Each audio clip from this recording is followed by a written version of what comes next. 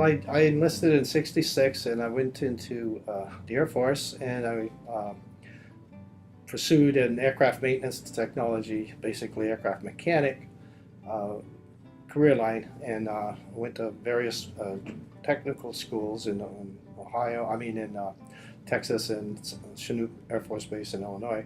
And I learned aircraft mechanics for Jet Over 2, which were heavy transports and B-52s. But I ended up um, going into transports, and I worked. It was after school.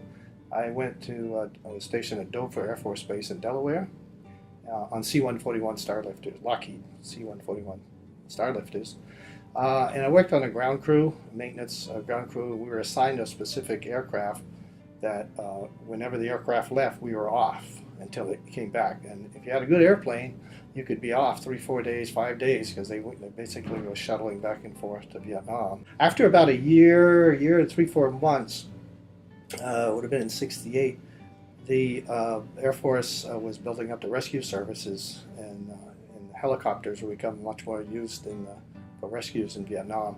So they put out a request for people who wanted to transfer with mechanical backgrounds into the helicopters. So I went back to Texas for basic and advanced helicopter mechanics school, and then was stationed at Eglin Air Force Base in Florida. There I went through helicopter flight engineer school, and from there you were pretty much on your way to Vietnam. Went through survival schools on the way between the probably March of '69, I'm guessing, to July when I was finally on my way to Da Nang. Arrived in Da Nang. It was the beginning of July of '69. I was assigned to the 37th Air Rescue and Recovery Service at Da Nang Air Base, and that's where the Jolly Greens, we had, I think it was either 12 or 14 HH-3Es at the time, and I was stationed there for 1 year, and went on various missions while I was stationed there. The hot missions, you typically were escorted by Douglas A-1E Sky Raiders, their close air support mission. Very maneuverable, heavy bomb load. He could carry a mixed bag along. As I recall, it was either 8 to 10,000 pounds. It was more than the B-17 carried in World War II, and it could be mixed with different things. They would have CBU, cluster bomb units, napalm, bombs, of course, and tear gas type agents to disable the guys on the ground. The ground rule was that the pilots should, when they bailed out, always try to remember bring their masks with them, because depending on where they went, they would have to get exposed to gas also. And that stuff was pretty nasty. Even with our gas masks and everything on, you could still get in under the helicopter, because there's a lot of air moving around. You could still get a little bit of it even at 100 feet off the ground.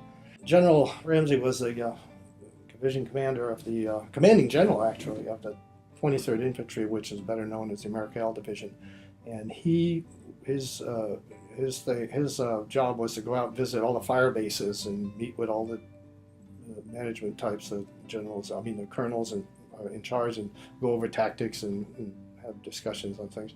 And so he did a lot of traveling by helicopter. On this particular day, the weather was really bad. He was south of Da Nang in the Chulai area, and the Army let me back up. He was on his way into a fire base to have a meeting, but the weather was really bad, and they ended up crashing on the side of a hill, and they were in a Huey, and they killed two people killed on impact. One a lieutenant colonel and I think a spec 4, and the general was badly injured. He was in an armored seat, which helped protect him from the ground fire that might have been happening, but it wasn't. But the seat became dislodged, and so he was kind of thrown around, and the helicopter disintegrated. So he was in pretty bad shape. So we couldn't get in. We were called, but we couldn't get in, and the weather was too bad. We just couldn't get in. couldn't find them. The Army flew in some guys, and then they also put an infantry platoon on the ground, and they did finally locate them that day. And so we were scheduled to go back out first light the next morning, which we did. And the Army vectored us in. The guys on the ground talked us into where it was, because the weather was still really bad. It was foggy and rain, just really miserable. So once we got over the position, I dropped down two pararescue men, as he was in such bad shape. And there was 7 people on the helicopter. 2 of them had died, but there were still 5 people alive. So we dropped the 2 PJs down. I dropped the 2 PJs down. And they went down to secure the general. And they had dropped a surgeon in the day before to render aid. The Army had dropped him in somehow. And so we found the survivors, and we picked up the general, and I believe it was the doctor also, and hoisted them aboard. And then we left, and then another, I believe it might have been an HH-53, came in and rescued the rest of the crew. And then we returned to base and took him to the hospital. And he got medical attention. But he was in pretty bad shape. That was late in the afternoon when we scrambled on that one. I was on the Hybrid on that particular mission, and it was a pretty tough terrain, and we did eventually found the actual location, and the Lowbird went in, but he had to hover for such a long time that he ran low on fuel, so he had to pull out, and so then we went in, and as soon as we got close to the area, by then there'd been enough activity that the ground troops, the enemy on the ground had figured out something was going on. And interesting, the Fax were one of the most feared aircraft. The enemy feared the most because they knew what was coming next. The Fax would go in, pinpoint a location, and put some white phosphorus down, grenades, rocket rather, and then the fast movers would come in and just pretty much wreak havoc on them. So Fax were a prime target. So we went in and we got close to a hover. We were just pulling into the hover, and they opened up, and we took quite a bit of ground fire. It was mostly small arms. It was some Army piercing rounds mixed in. It was hard to say what it was. I had a PJ. At that time, I had already was in position to operate the hoist. So I'd already pulled the M60 door mount gun out of my way, and I was in position to start dropping the cable down, penetrated. And then there was a PJ sits right next to me, just forward with a shoulder mount M60 to provide cover. He got injured. He got shot up. There was shrapnel everywhere, and he got not life threatening, but he had a lot of shrapnel from his back. Stuff, exploding bullets and stuff, and metal that was coming apart. And the pilot was he didn't get directly hit, but a round came into the cockpit and went into his checklist that he had on the side of the cockpit there somewhere, and that actually slowed it down and probably helped prevent him from getting injured.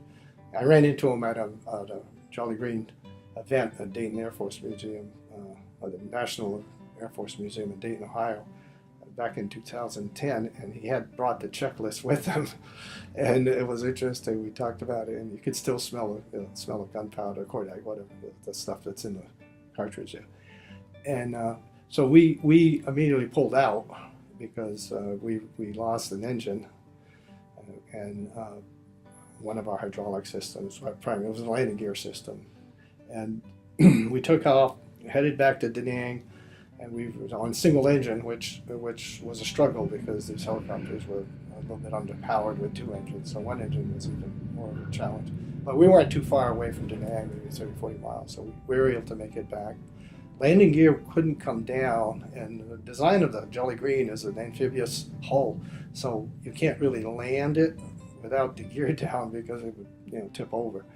So we had some mattress type supports that they would put out in the event of that, and the pilot would bring it down on that and stabilize the aircraft, and then we could get out.